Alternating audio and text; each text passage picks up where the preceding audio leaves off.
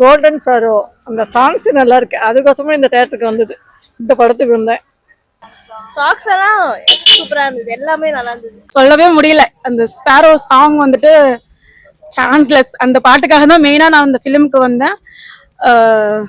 இப்போ கூட மனசுக்குள்ள அந்த பாட்டு தான் வந்து பிளிங்க் ஆயிட்டே இருக்கு எனக்கு. அதுதான்.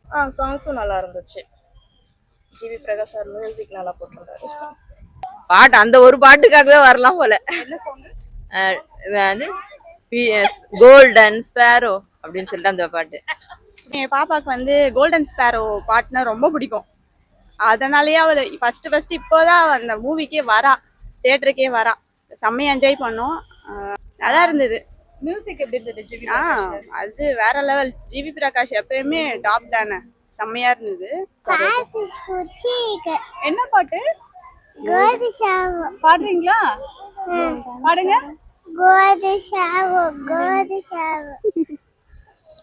சாங்ஸ்லாம் நல்லா இருந்தது. என்ன சாங் உங்களுக்கு பிடிச்சிருக்கு? எல்லாமே நல்லா இருக்கு. சூப்பரா தான் இருந்தது. நல்ல படம் தான் எடுத்துருக்காங்க. அதில் எனக்கு பிடிச்ச பாட்டு வந்து கோல்டன் ஸ்பேரோ நல்லா இருந்தது. சிம்பிளா ஜிவி பிரகாஷ் பாடின அந்த பாட்டு நல்லா இருந்தது.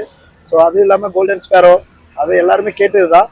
பொதுவாக இன்னும் 1-2 ஸ்லோ மோஷன் சாங்லாம் இருந்தது. அதுவும் நல்லாவே போட்டிருக்காரு ஜிவி பிரகாஷ்.